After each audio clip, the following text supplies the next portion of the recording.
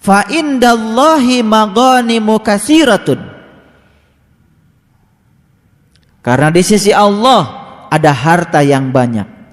Kadzalika kuntum min qablu famanallahu alaikum fatabayyanu. Ya. Begitulah jugalah keadaan kamu dahulu. Lalu Allah menganugerahkan nikmatnya atas kamu.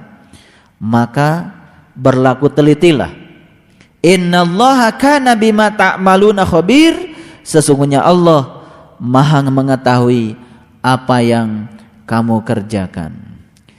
Di ayat ini satu kata kunci yang harus kita ambil. Berlaku hati-hati, teliti ketika kita menilai orang lain. Ya. Oke, kita lihat ayat yang selanjutnya. La yastawil qa'iduna minal mu'minina ghairu ulid darari wal mujahiduna fi sabilillah. Tidaklah sama antara mukmin yang duduk yang tidak mempunyai uzur. Uzur itu alasan mengapa dia duduk. Ya, dengan orang-orang mukmin yang berjihad di jalan Allah. Jadi orang beriman ini menurut ayat ini ada dua. Ada orang yang beriman cukup merasa puas karena dia menyatakan sudah iman, tapi dia duduk saja. Bahkan duduknya dia tidak ada alasan yang membenarkan dia untuk duduk. Duduk yang dimaksud di sini adalah diam. Diam tidak berbuat. Dikiranya iman itu cukup saja sampai di situ. Padahal iman itu kan tasdikun bil qalbi. Itu masih duduk itu. Wa ikrarun bil lisan itu sudah mulai beraktivitas tapi baru lewat lisan. Wal amalun bil arkan, dan puncaknya iman itu adalah jihad fi sabilillah. Jihad fi sabilillah. Nah, kira-kira tingkatan iman kita ada di mana?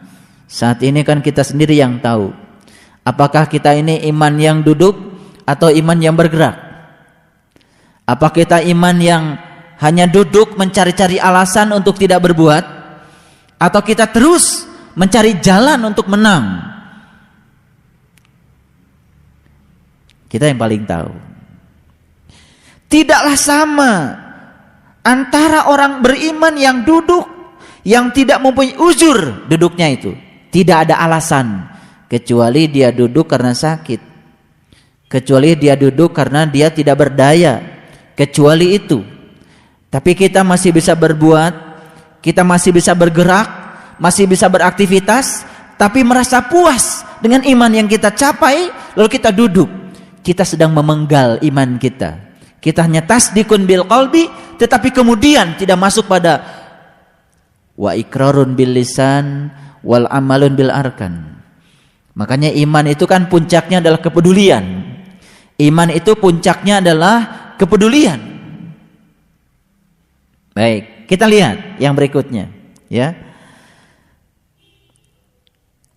Bi amwalihim wa anfusihim, yaitu jihadnya itu dengan harta mereka juga dengan jiwa mereka.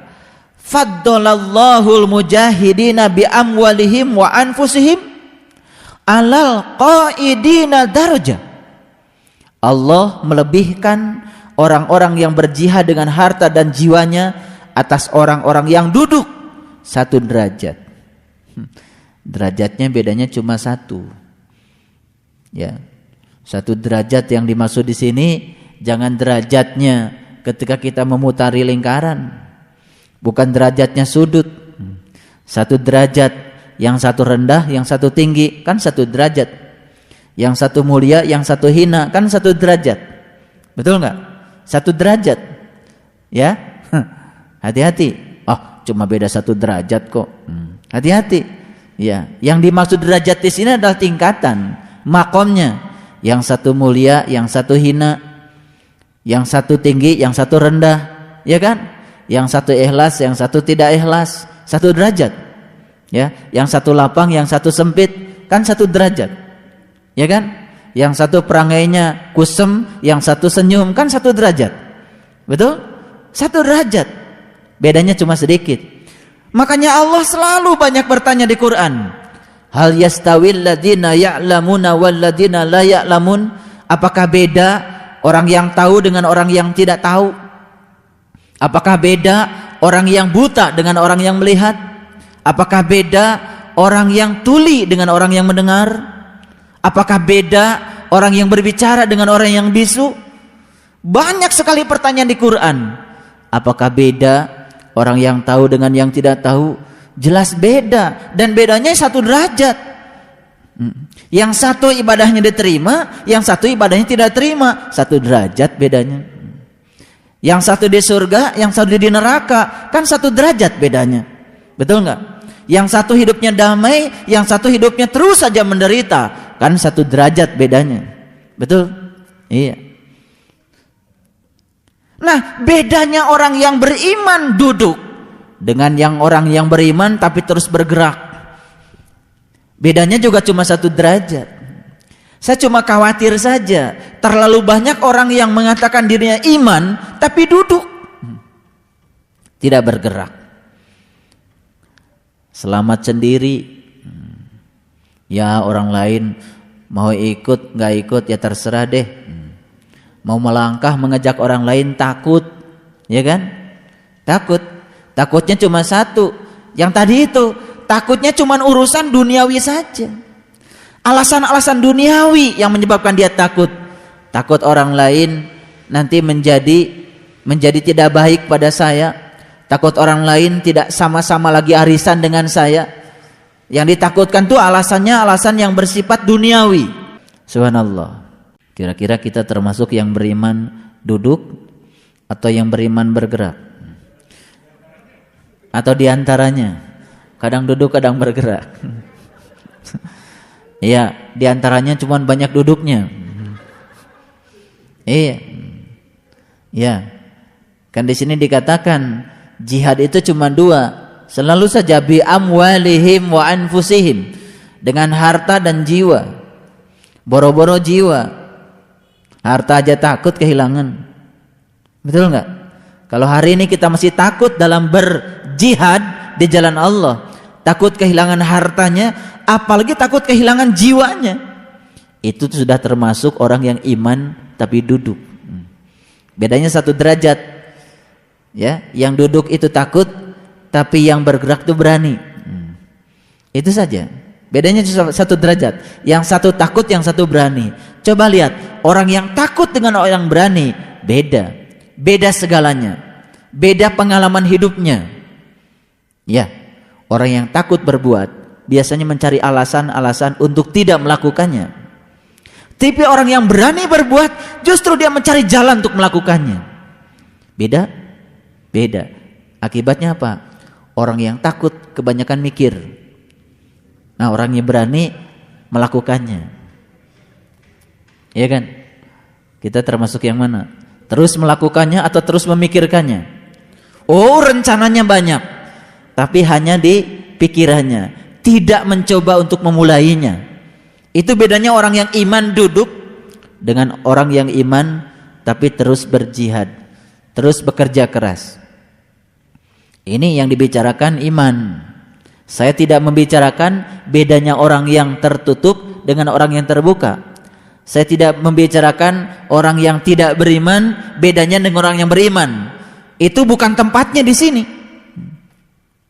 Karena di sini tempatnya membicarakan orang yang beriman, satu yang duduk, yang satu bergerak.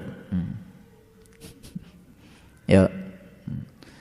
Lihat WC kotor, duduk atau bergerak? Ketika saya masuk ke sini, di luar sana ada plastik bekas es, itu di luar berantakan. Ada bekas cangkang rokok yang sudah kehilangan rokoknya, di situ berantakan. Ya, saya melihat itu tidak nyaman, ya saya ambil, saya masukkan. Begitu saya lihat WC di sana juga kotor sekali. Bagaimana kalau orang lain berjalan kemudian jatuh? Dan kita tahu ketika ada orang jatuh, oh karena WC-nya kotor, kita tahu karena kita tidak membersihkannya, saya kira kita termasuk yang beriman tapi duduk. Orang yang beriman tapi pasif berbeda dengan orang yang beriman aktif. Beda. Saya kira perkembangan spiritualnya juga pasti berbeda. Saya berulang kali mengatakan, untuk menjadi besar kita harus peduli pada hal-hal kecil. Ternyata melakukan hal kecil pun diperlukan kasih sayang yang besar. Nah, ini kan persoalan kasih sayang. Yang penting saya bisa lewat selamat, orang lain lewat ke situ nggak selamat ya nggak peduli. Itu berarti duduk itu. Beda orang yang imannya duduk dengan orang yang imannya terus bergerak. Lihat bedanya apa? Allah katakan di ayat berikutnya, wa kullan wa'adallahu husna. Kepada masing-masing mereka Allah menjanjikan kebaikan. Makanya setiap kebaikan pasti akan berbuah kebaikan. Kalau buah itu tidak kita terima, belum kita terima hari ini, karena Allah sedang merencanakan waktu dan tempat yang tepat untuk memberikan kebaikan itu kepada kita. Dan Allah pasti akan merealisasikan janjinya. Cuman harus hati-hati aja. Jadi kepada masing-masing mereka Allah menjanjikan kebaikan. Wa'adallahul husna. Subhanallah. Wa fadallallahul mujahidina 'alal qa'idina ajran 'azima. Di ayat berikutnya Allah mengatakan, dan Allah melebihkan orang-orang yang berjihad atas orang-orang yang duduk. Dengan apa? Ajran 'azima, dengan zatnya yang maha agung. Jadi mengapa sulit sekali kita mencapai ajron azima? Kenapa pengalaman saya kok di situ-situ saja? Padahal saya sudah termasuk yang beriman. Persoalan penting dari ayat ini, siapa jadi kita iman, tapi iman kita duduk. Iman kita tidak bergerak. Iman kita tidak berbuat. Iman kita baru tasdikun bil qalbi, belum masuk pada ikrarun bil lisan wal amalun bil arkan. Jadi terpenggal imannya hanya di wilayah kolbu saja. Saya ingin sampaikan, ternyata orang-orang yang baru sibuk di wilayah kolbu belum mengekstrapolasi ke wilayah ikrar bil lisan wal amalun bil arkan. Menurut saya, ya, orang itu tidak akan pernah mencapai ajron azim. Karena zatnya yang maha agung hanya akan diberikan kepada orang-orang yang berjihad di jalannya, bi amwalihim wa anfusihim, dengan harta dan jiwanya. Baik, kita teruskan ayat berikutnya. Darajatin minhu wa magfiratan wa rahmah wa kana Allahu ghafurur rahima. Ya, beberapa derajat daripadanya ampunan serta rahmat, dan Allah maha pengampun lagi maha penyayang. Jadi sebetulnya kita bisa melihat orang yang sudah berada dalam ampunannya dan rahmatnya berbeda sekali dengan orang yang belum di dalam ampunannya dan di dalam rahmatnya. Sangat berbeda. Kehidupannya sangat berbeda. Cara pandang dalam hidupnya berbeda. Keluasan dadanya berbeda. Cara menerima peristiwa yang terjadi pada dirinya juga berbeda. Sangat berbeda. Kemudian kita lihat ayat berikutnya. Innalladzina tawaffahumul malaikah dzalimi anfusihim qalu fima kuntum. Sesungguhnya orang-orang yang diwafatkan malaikat. Ini ayat indah sekali bagi yang tahu. Orang yang diwafatkan oleh malaikat. Pada saat kita pertama kali bertemu dengan seorang guru, pada saat kita dianugerahi ilmu, yang namanya ilmu mati sebelum mati. Pada saat itu kita dibacakan satu ayat yang berbunyi, malaikat maut yang berada dalam dirimu akan mematikan kamu, dan kepada Tuhanmu lah kamu akan menghadap untuk menemuinya. Masih ingat ayat itu? Itu Quran surat As-Sajdah. Malaikat maut yang berada dalam dirimu akan mematikan kamu, dan kepada Tuhanmu lah kamu akan menghadap untuk menemuinya. Ternyata untuk menghadap menemuinya harus menggunakan malaikat maut yang berada dalam dirimu. Ternyata malaikat maut itu ada di dalam dirimu. Malaikat itu artinya tekad maut. Tekad maut yang berada dalam dirimu akan mematikan kamu, dan kepada Tuhanmu lah kamu akan menghadap untuk menemuinya. Jelas ayat itu berbicara tentang liqa kepada Allah. Harus dimulai dengan adanya malaikat maut. Di ayat ini diulang lagi, innal ladzina tawaffahumul malaika, sesungguhnya orang-orang yang diwafatkan oleh tekadnya sendiri. Dzalimi anfusihim qalu fima kuntum, tetapi mereka masih menggelapkan dirinya sendiri. Jadi banyak orang yang sudah bisa mewafatkan dirinya dengan malaikatnya, tetapi dalam wafatnya itu dia memasuki kegelapan. Ngerti maksudnya? Dia sudah mati sebelum mati, tetapi dia masih dalam kegelapan. Dia sudah tidak mendengar, dia sudah tidak melihat, dia sudah tidak bernafas, dia sudah tidak berbicara, tapi dia masih berpikir. Ini yang dibicarakan ayat ini. Jadi matinya itu tidak kafah, matinya itu tidak utuh, gitu. Nah itu yang disebut di ayat yang sebelumnya. Orang ini tidak mendapatkan ajron adima. Nah biasanya karakter orang yang seperti ini adalah orang yang beriman tapi duduk. Duduknya ini bukan duduk karena tidak berbuat. Mungkin saja dia berbuat, tetapi perbuatannya tidak menaikkan derajat dia. Artinya kualitas ruhaniyahnya tetap di situ-situ saja. Kalau berbuat kebaikan hanya kepada orang yang baik pada dia. Kalau dia berbuat kebaikan hanya kepada orang yang bisa membalas kebaikannya pada dia, masih ada batas. Karena di ayat yang ke-94 dikatakan dia masih mengaitkan segala urusan dengan urusan-urusan duniawinya. Jadi melepaskan urusan dunia untuk mencapai kesempurnaan urusan ruhaniyah, urusan akhirat. Ini menjadi suatu poin yang sangat penting di kajian kita hari ini. Baik, kita teruskan ya.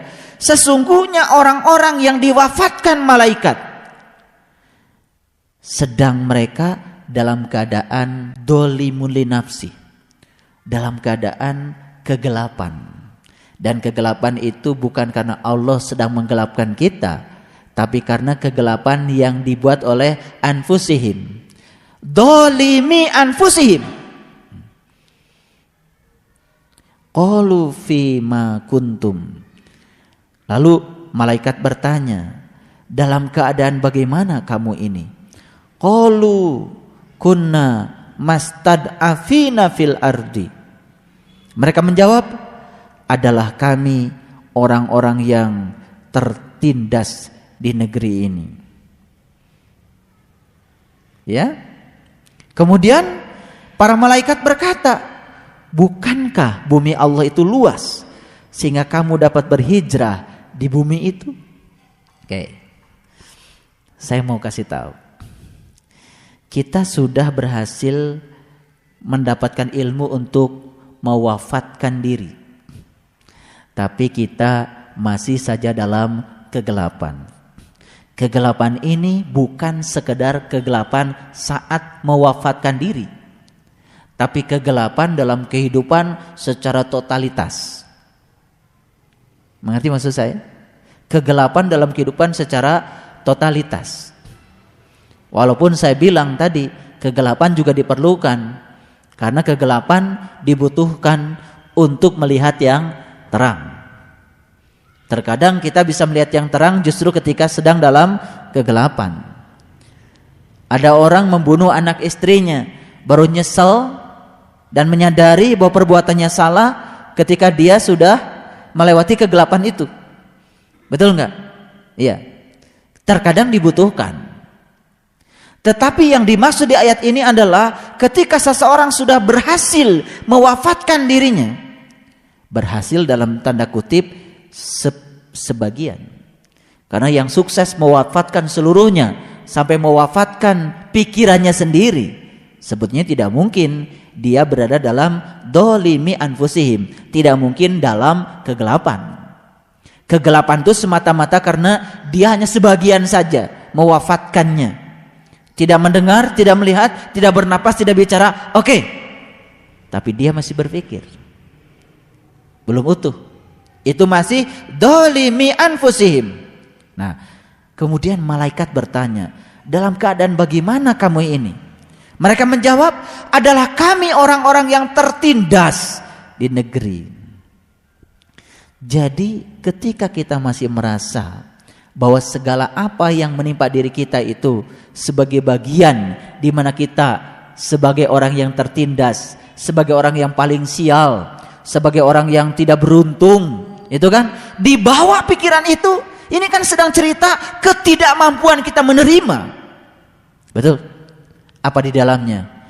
Di dalamnya adalah kemelekatan.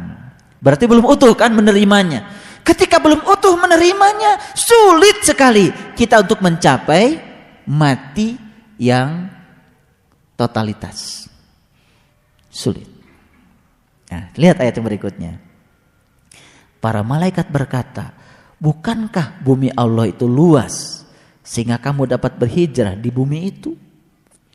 Ini kan cerita tentang alternatif.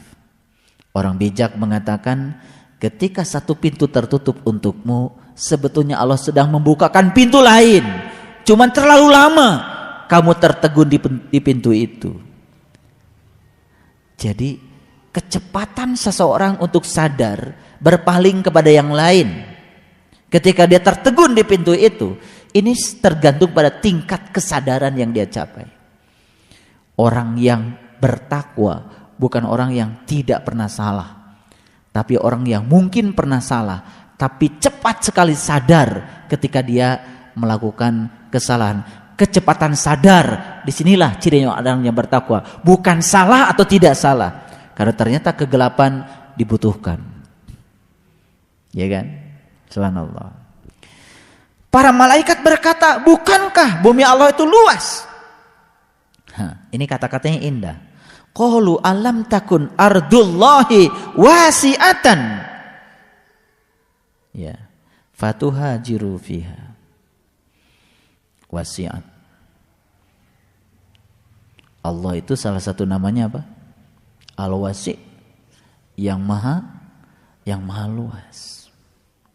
Jadi kalau dia itu sudah mengerti bersama dia yang maha luas, maka dia juga akan menjadi luas. Sehingga tidak sempit lagi. Nah, kesempitan itu yang menyebabkan manusia sulit untuk menerima kenyataan. Dan kesulitan menerima kenyataan itu merupakan suatu halangan seseorang untuk mencapai kematian yang sempurna.